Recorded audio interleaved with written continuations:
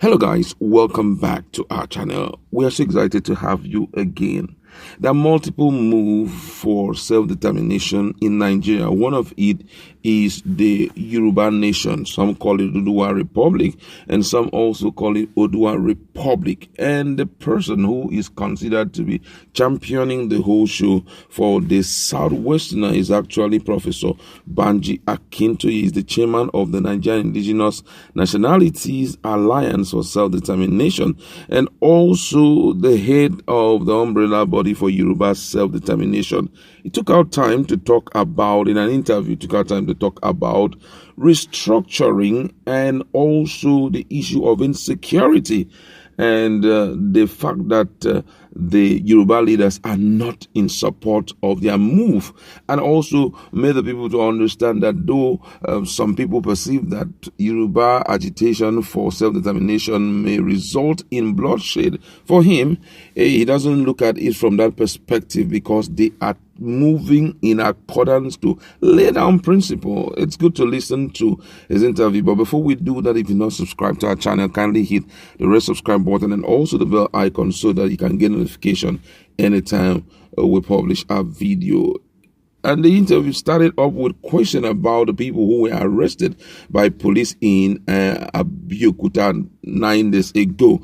And the question he was asked was if the arrest suggests that the goal, the achievement, or the strive towards achieving their goal will be bloody. And in his response, Banji Akintoye says what happened last Saturday was that a group of young men didn't wait for their leaders to arrive, and they began to do what they thought was right to do. They ought to have waited for their leaders to arrive, but they were eager to go on with the rally. The police saw them and took them into custody. After that, a large crowd came and their leaders also arrived, and I learned that some of their members had been arrested. So they went there and they were released. Two things were responsible for their release by the police. And the first one is that they had no weapons on them.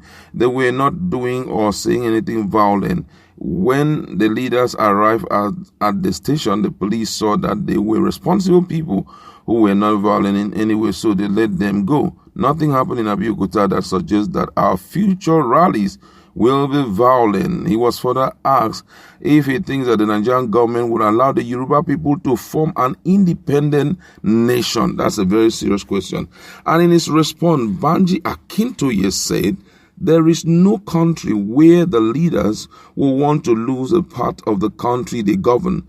Also, there is no government in the world that does not recognize that every nationality or tribe has the right to self-determination. Every government in the world, including Nigeria, is a signatory to that statement. Nigeria is a signatory to that United Nations declaration, that's the 2007 declaration, that every nationality or ethnic group has a right to self-determination. That right is inalienable. It is in the Constitution of the United Nations. It is in the Constitution of the African Union, of which Nigeria is one of the leading signatories. They know, but they don't want any part of the country, the road to go away. They are also aware that the people have the right to secede. For example, in 2016, President Muhammadu Buhari was asked for his view at the United Nations on Nigeria agitating for Biafra. Nigerians agitating for Biafra. He told them that if people who were agitating for Biafra would organize themselves and manage their affairs peacefully, then Nigerians would have no choice but to engage in negotiation with them. That is what international law says. But if they continue to be violent and are attacking the security personnel, the Nigerian government can go after them. Buhari said their demand for Biafra was not illegal. He said Nigeria was descending on them because they were violent. He said the government had a duty to sit down with them to negotiate. He was further asked about his opinion. What does he think the problem confronting the Yoruba people will be solved by becoming an independent nation? That if he thinks that the problem the Yorubas are facing will be solved when they become an independent nation. And in his response, Banji Akintoye said the most important problem we are facing now is the invasion of our land. Armed Fulanis are coming daily to kill our people on their farms and also take advantage of our women, forcing a large number of our farmers to abandon farming. This is causing hunger because farming is the backbone of the economy of Yoruba land. This is our most important problem now. So, having our own country will be the only effective and final solution to that. The people coming to ravish our land claim that they have the right to our land because they are Nigerians. They have the right to reside anywhere in Nigeria, but they are not coming peacefully. So if we have our own country, we will stop the violence. Our forefathers told us to receive strangers well, to help them if they need help, and by doing so, he would earn blessings from God. Our fathers told us this problem of years. Said our father told us this thousands of years ago, and it has become part of the code of behavior of the Yoruba people. But if any Fulani or man or woman wants to stay in our land after we have become independent, as long as they renounce violence, they plot to take over our land and are ready to settle down like other people, they are free to stay and our laws will protect them. But a large number of Fulani have been indoctrinated that the land of Nigeria belongs to them and their duty is to take it over by violence and exterminate the people. Those ones cannot be in our land. It is impossible. He was further asked if he is worried that Southwest governors and some politicians are not in support of the agitation for the Yoruba nation. In his response, Banji said, "I am not worried. They are still part of Nigeria. And they are people who still see their destinies as embedded in Nigeria. They belong to political parties and support the moral decadence in Nigeria. You can't blame them. They are part of Nigeria. If we want our politicians to be separated from the rot in the system, the best thing is to separate from Nigeria." And he was asked if he does not think the federal government will scuttle the self-determination move. In his response, he said they cannot scuttle it. They will make attempts, but they will fail. This is something whose time has come, and it's impossible to scuttle it. Why are you agitating across Nigeria currently? He now said, he was further asked why many are agitating across Nigeria currently. And according to Banji Akintoye, he responded, he said, this is happening because they are treating Nigerians the way people should never be treated. There should never be a situation where one ethnic group, large or small, will arrogate to itself a total monopoly of authority in the country. The rest of us in Nigeria feel insulted and spirited by that. Under Buhari, the Fulani have taken over and made the Nigerian government their government. It is not our government anymore. The second thing is that under the cover of Fulanization of the Nigerian government, Fulani people have developed a doctrine that they own Nigeria and have spread it massively among their people. Their belief is that they own every inch of Nigeria and that they can go to any part of the country to kill, maim, and destroy in order to take over the land. They have said they would invite Fulani people scattered across countries in West Africa to come and join them in the act of taking over the land of other people in Nigeria. They are not just saying it, they are aggressive about it and they are trying to do it. You can see what is happening all over the country. They are serious about it and people must defend themselves. Every people must leave. I am not happy when I woke up and read about killings in Okeogun, Yewalan, or that an Uber has been kidnapped in Ekiti, another killed in Ifong. I'm tired of reading about abduction and attack on our people. No nation will want to live like that, and nobody can say we must tolerate all those atrocities because we want to live in Nigeria. No way. Our right to live is bigger than the membership of Nigeria. They are the things causing agitation all over Nigeria now. This is not just happening in Yoruba land. We have created an alliance with the Middle Belt, the Southeast, and the South-South. We call it the Nigerian Indigenous Alliance for Self-Determination. Even beyond the Middle Belt, some Hausa people are beginning to rise up. And it was further asked what the timeline said to achieve Yoruba's determination.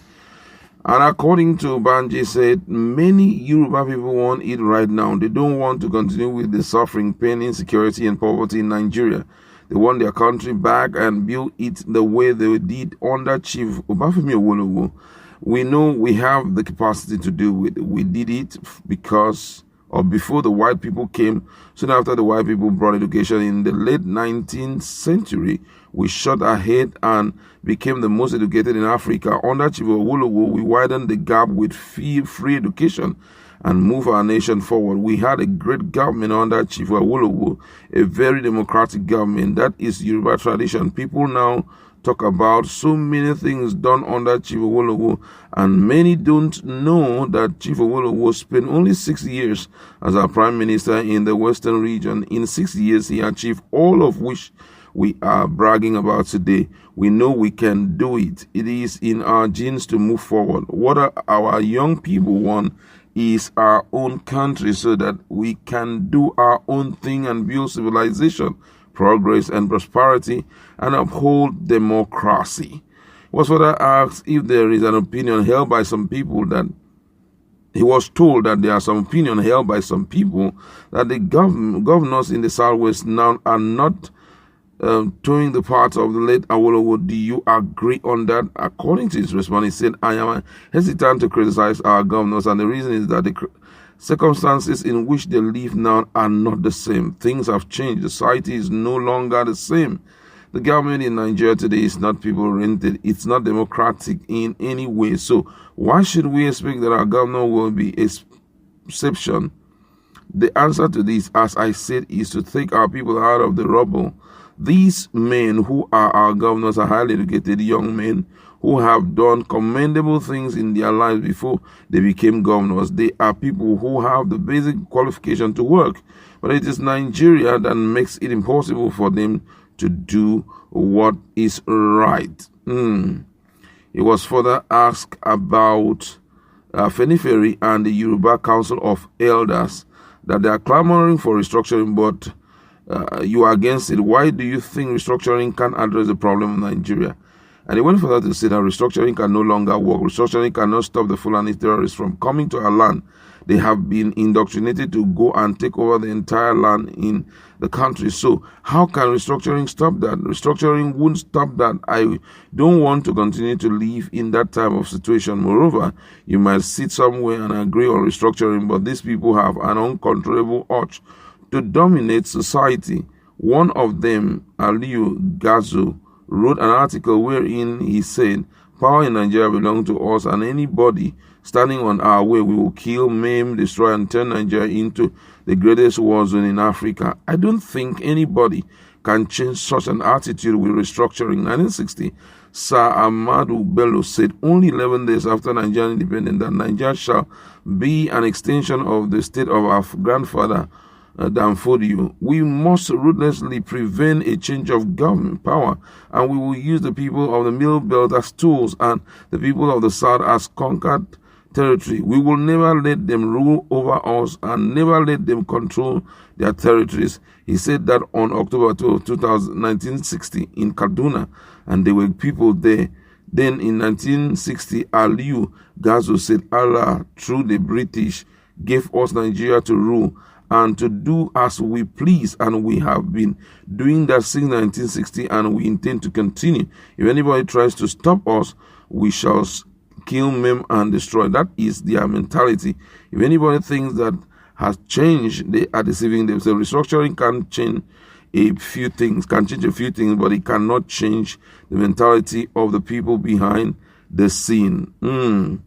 This is really serious. Then he was further asked about the role of Chief Sunday Igboho in agitation. And according to him, he said people misjudge that young man. If you listen to that man talk, you will be moved to tears. He said the Okeogun, part of Yoruba land, used to be very peaceful and farming was prosperous there. That place was an open country. In the hot season, farmers could sleep in front of the houses and nothing would happen to them. He said his people could travel to the dark and nothing would happen to them. But that area has now turned into the place where Fulani people kill, kidnap, and take advantage of women. The people are tired of the mess, and more Yoruba youths are becoming like Sunday Igboho and returning to defend their land. Sunday Igboho violence is orderly violence. His violence is to stop abominable cruelty unleashed on people by fellow men, by fellow human beings. Millions of Yoruba people are particularly thankful to him and emulate him to defend their land.